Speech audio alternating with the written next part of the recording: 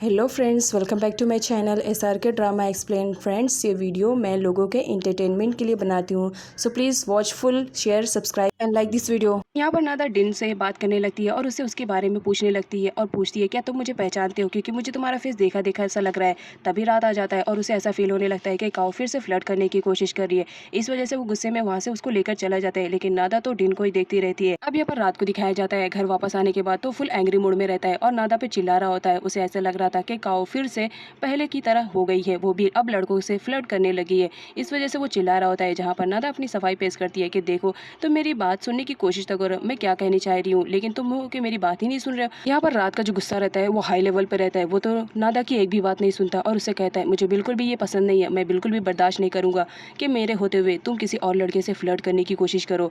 अब यहाँ पर नादा को दिखाया जाता है, वो भी गुस्से में आ जाती है और बोलती है तो तुम मुझे इस तरह की लड़की समझ रहे हो। याद रखो, अगर लाइफ में मेरे साथ कभी ऐसा हुआ या मैंने कभी किसी को पसंद किया तो सबसे पहले मैं तुम्हें बताऊंगी। एकदम साइको हो गए हो तुम, तो मुझ पर ट्रस्ट ही नहीं कर रहे हो। मैं तुम्हें क्या बताने की कोशिश कर रही हूँ और तुम क्या समझ रहे हो। नादा जब अपने कमरे में आती है तो बार बार उसे डीन का ख्याल आ रहा होता है। उसे डीन का फेस कुछ जाना पहचाना लगता है, तो वो डिसाइड करती है कि एक बार वो डीन से बात करेगी। हो सकता है उसकी वजह से उसकी मेमोरी वापस आ जाए। तो ये सोचते हुए नादा सीधा चली जाती है काउन के पास और उससे बोलती है कि मुझे तुम्हारी हेल्प चाहिए। अब यहाँ पर वो बताती है कि मैंने तुम्हें उस लड़की के साथ बात करते हुए देखा है, तो तुम्हें मालूम होगा कि वो कहाँ पर होगा। अब यहाँ पर वो डीन के बारे में बताती है कि मुझे डीन का फेस कुछ जाना पहचाना लग रहा है, प्लीज़ तुम मेरी हेल्प करो, तुम मेरी बेस्ट फ्रेंड हो तो इतनी तो हेल्प कर सकती हो। अब यहाँ पर काउन को दिखाया जाता है, वो उसकी हेल्प करने के लिए रेडी हो जाती है, क्योंकि वो उसकी बेस्ट फ्रेंड जो रहती है वो बोलती है ठीक है, अगर इस वजह से तुम्हारी मेमोरी वापस आ जाए तो मैं बहुत ज़्यादा खुश रहूँगी। मुझे उसका घर का एड्रेस तो नहीं पता है, लेकिन मैं कॉल करके पूछ लूँगी। और यहाँ पर दिखाया जाता है वो कॉल पे पूछ लेती है और फाइनली वहाँ पर पहुँच जाती है जहाँ पर डिन काम कर रहा होता है। अब यहाँ पर वो डिन से बोलती है मुझे तुम्हारी हेल्प चाहिए। एक्चुअल में मेरी एक फ्रेंड है जो एक्सीडेंट में अपनी मेमोरी खो चुकी है, लेकिन कल उसने इवेंट में जब तुम्हें देखा तो उसे ऐसा रियलाइज़ हुआ कि उसने तुम्हें कहीं देखा है और तुम्हारा चेहरा उसे जाना पहचाना लग रहा था। इस वजह से मैं उसे तुम्हारे पास लेकर आई हूँ। यहाँ पर नादा डीन से बात करती है और उससे कहती है क्या हम पहले कभी मिल चुके हैं, पता नहीं क्यों तुम्हारा चेहरा देखने के बाद मेरी मेमोरी से अजीब सी हलचल होने लगी है। ऐसा फील हो रहा है कि हम दोनों कभी पहले मिले हैं। लेकिन यहाँ पर डीन को दिखाया जाता है वो काओ को पहली बार देखता है, इस वजह से वो पहचानने से मना कर देता है और साथ ही साथ ये भी कहता है कि मैं तुमसे पहली बार मिल रहा हूँ, मैंने तुम्हें कभी नहीं देखा था। लेकिन तभी उसे याद आता है और वो बताता है कि हाँ, मेरी मुलाकात पहले तुम्हारी हॉस्पिटल में हुई थी, मैंने तुम्हें वहीं पर देखा था जब तुम बेड पर थी। अब यहाँ पर हमारी नादा तो फुल कन्फ्यूज रहती है। वो अपना नंबर देती है और कहती है कि कभी भी अगर तुम्हें ऐसा फील हुआ कि तुम मुझसे कभी जाने अनजाने में मिले तो प्लीज़ मुझे बता देना, क्योंकि पता नहीं क्यों जब से मैंने तुम्हें देखा है तुम्हारा चेहरा मेरी नज़रों से जा ही नहीं रहा है। अब यहाँ पर डिन को दिखाया जाता है जो काउन से बोलता है तुम्हें ऐसा नहीं लग रहा है कि तुम्हारे आने की वजह से मेरे बहुत सारे काम पेंडिंग में रह गए, तो तुमने उस दिन मुझे अच्छे से ट्रीटमेंट किया था ना अपने हॉस्पिटल में, तो चलो इस वक्त मेरी हेल्प करो। अब यहाँ पर दिखाया जाता है काउन को ना चाहते हुए भी डिन की बात माननी पड़ती है। यहाँ पर डिन बोलता है चलो सबसे पहले तुम पूल को साफ करो। अब यहाँ पर काउन को दिखाया जाता है उसने तो कभी भी ऐसा काम किया ही नहीं था। अपने घर पे तो वो एकदम रानियों की तरह रहती थी और यहाँ पर डिन उससे क्लीन करवा रहा होता है, इस वजह से वो बहुत ज़्यादा गुस्से में रहती है। अभी तो रात को दिखाया जाता है जो काओ को कॉल कर रहा होता है, लेकिन कॉल रिसीव ना होने की वजह से वो गुस्से में आ जाता है और घर पर आने के बाद वो नादा से पूछता है कि तुम कहाँ चली गई थी, तुमने मेरा कॉल नहीं रिसीव किया। यहाँ पर नादा बताती है कि वो एक्चुअल में किसी से मिलने के लिए गई थी, लेकिन रात के फोर्स करने पर वो बता देती है कि वो डिन से मिलने के लिए गई थी। यहाँ पर रात जब डिन का नाम सुनता है तो गुस्से में आ जाता है और बोलता है कि मैंने तुम्हें पहले ही मना किया था कि किसी अनजान लड़के के पीछे मत जाना, लेकिन तुम हो के तुम्हें समझ में नहीं आ रहा है। नादा गुस्से में आ जाती है और कहती है तुम मेरी पूरी बात तो सुन लो, बात सुनते ही नहीं हो और ऊपर से झाड़ने लगते हो, चलो हटो, मुझे तुम्हें नहीं बताना है कि मैं वहाँ पर क्यों गई थी। अब यहाँ पर नादा को दिखाया जाता है जो डिन से कॉल पे बात कर रही होती है ताकि उसकी मेमोरी वापस आने में कुछ तो हेल्प हो जाए। बट यहाँ पर डिन के थ्रू से मालूम पड़ता है कि उसी की कार की वजह से नादा का एक्सीडेंट हो गया था, जिसकी वजह से वो हॉस्पिटलाइज्ड हुई थी, लेकिन हॉस्पिटल से वो गायब हो चुकी है और हम लोग कई दिनों से उसे ढूंढने की कोशिश कर रहे हैं, लेकिन वो मिल नहीं रही है। अब यहाँ पर नादा को दिखाया जाता है जब उसे मालूम पड़ता है कि उसकी कार की वजह से किसी का एक्सीडेंट हो गया था, तो वो बहुत ज़्यादा शॉक में होती है। उसे तो समझ में नहीं आ रहा था, उसकी मॉम ने तो उसे कुछ भी ऐसा नहीं बताया था। तभी वहाँ पर रात आ जाता है और उससे पूछता है कि तुम किससे कॉल पर बात कर रही थी। यहाँ पर नादा बताने से मना कर देती है और कहती है किसी इंपॉर्टेंट कॉल्स थी, इसी वजह से मुझे बाहर आना पड़ा। अब यहाँ पर रात को दिखाया जाता है वो दादा से बोलता है मुझे तुम्हारा फ़ोन चेक करना है। नादा देने से मना कर देती है, जिस पर डीन बोलता है ठीक है, तुम ऐसा नहीं मानोगी ना, तो फिर ठीक है। वो ज़बरदस्ती उसका फ़ोन लेने ही लगता है। अब यहाँ पर नादा मना कर रही होती है कि मुझे तुम्हें अपना फ़ोन नहीं देना है, लेकिन डीन उसका फ़ोन छीन लेता है और उसमें कॉन्टैक्ट नंबर देख लेता है जहाँ पर डीन का नाम सेव रहता है। वो बहुत ज़्यादा गुस्से में आ जाता है और कहता है मैंने तुम्हें मना किया था कि उस लड़के से बात मत करना, लेकिन तुम हो के मानने के लिए रेडी नहीं हो। तुम क्यों नहीं समझ रही हो, मैं तुमसे बहुत ज़्यादा प्यार करता हूँ और मैं तुम्हें खोना नहीं चाहता हूँ, बस इसी वजह से चाह रहा हूँ कि तुम किसी से भी कांटेक्ट में ना रहो।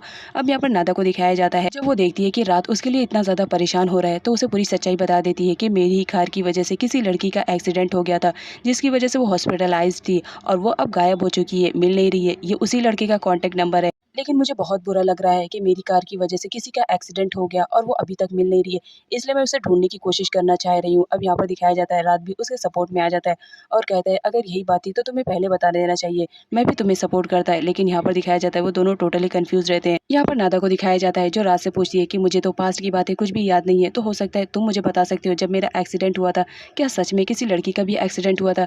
अब यहाँ पर हमारी रात को दिखाया जाता है, उसे तो उस एक्सीडेंट के बारे में कुछ भी नहीं मालूम रहता है, क्योंकि काऊ की मॉम ने उसे भी झूठ कहा था कि काऊ का छोटा-सा एक्सीडेंट हुआ है बस। अब यहाँ पर हमारी रात को दिखाया जाता है, वो नादा को बोलता है, "अगर तुम्हें इस सब के बारे में पूछना है, तो एक ही पर्सन ये सब के बारे में तुम्हें बता सकती है और वो है तुम्हारी मॉम। तो चलो हमें तुम्हारी मॉम से ही पूछना चाहिए, वही सब कुछ बताएँगे कि उस वक़्त एक्सीडेंट के टाइम में क्या हुआ था।" अब यहाँ पर नादा एग्री कर जाती है और बोलती है, "तुम सही कर रहे हो, चलो मेरी मॉम के पास चलते हैं, अब वही जो भी रहेगा वही बताएँगी।" यहाँ पर रात को दिखाया जाता है जो बहुत ज़्यादा खुश रहता है, यहाँ पर उसे मालूम जो पड़ जाता है कि काऊ किसी लड़के के चक्कर में नहीं है, अब वो मुझसे प्यार करती है और साथ ही साथ काऊ उस पर ट्रस्ट करती है, इस वजह से वो बहुत ज़्यादा खुश था। अब यहाँ पर दिखाया जाता है दोनों ही काऊ की मॉम के पास आते हैं और आते ही उनसे क्वेश्चन करने लगते हैं, जहाँ पर वो पूछने की कोशिश करते हैं कि क्या कोई लड़की थी जो हमारे हॉस्पिटल से गायब हो गई। अब यहाँ पर जो हमारी काऊ की मॉम रहती है वो तो शातिर दिमाग की रहती है, वो बोलती है कि हाँ वो लड़की आई थी, लेकिन उसे लगा कि हम लोग के हॉस्पिटल में बहुत ज़्यादा पैसे चार्ज होंगे, इस वजह से वो डर के मारे वहाँ से भाग गई और सब बहाने बनाने लगती है। लेकिन यहाँ पर नादा तो ट्रस्ट कर लेती है, लेकिन यहाँ पर जो रात रहता है उसे काऊ की मॉम पर ज़रा भी बिलीव नहीं हो रहा होता है। रात अपने मन में ही सोचने लगता है कि कोई लड़की जिसका एक्सीडेंट हो चुका है, जो अपने पैरों पर चल नहीं पा रही हो, वो कैसे हॉस्पिटल से भाग सकती है। लेकिन यहाँ पर वो काऊ की मॉम को कुछ भी नहीं बोलता है। अब यहाँ पर काऊ की मॉम को दिखाया जाता है, वो रात से कहती है कि आजकल काऊ बहुत ज़्यादा डिप्रेशन में रहने लगी है, तो तुम उसे कहीं बाहर लेकर जाओ। काऊ की मॉम के फोर्स करने पर रात उसे बाहर लेकर जाता है और बताता है कि तुम्हारे लिए कुछ सरप्राइज प्लान किया है। अब यहाँ पर दिखाया जाता है वो एक बीच साइड पर आए हुए रहते हैं। नादा को वो सारा नज़ारा देखकर बहुत ज़्यादा अच्छा लगता है, वो बहुत ही अच्छा फील कर रही होती है। अब यहाँ पर दिखाया जाता है जब रात देखता है कि नादा यहाँ पर आने के बाद बहुत ज़्यादा खुश लग रही है, तो उसे भी खुशी मिलती है। यहाँ पर दिखाया जाता है जब वो कमरे की बात करते हैं, तो यहाँ पर पता चलता है कि एक ही बेडरूम है जिसमें हमारी नादा रेडी हो जाती है रहने के लिए, इस वजह से रात का खुशी का तो ठिकाना नहीं रहता है। अब यहाँ पर दिखाया जाता है बीच साइड पर आए हों और नहाए ना कोई, तो ऐसा हो ही नहीं सकता है। यहाँ पर रात अपनी शर्ट निकालने लगता है नहाने के लिए, तभी काऊ अपने फेस को हाइड कर लेती है और बोलती है, तुम्हें शर्म नहीं आ रही है, तुम इस तरह मेरे सामने अपने कपड़े निकाल रहे हो, एटलीस्ट नहाना है तो जाके शावर लो, यहाँ पर नहाने की क्या ज़रूरत है। अब यहाँ पर काउन को दिखाया जाता है जो डीन के फोर्स करने पर अपने घर में चेक कर रही होती है कि हो सकता है अगर नादा हमारे हॉस्पिटल में एडमिट थी तो ज़रूर उसके बारे में कुछ ना कुछ तो इन्फॉर्मेशन मिल जाएगी।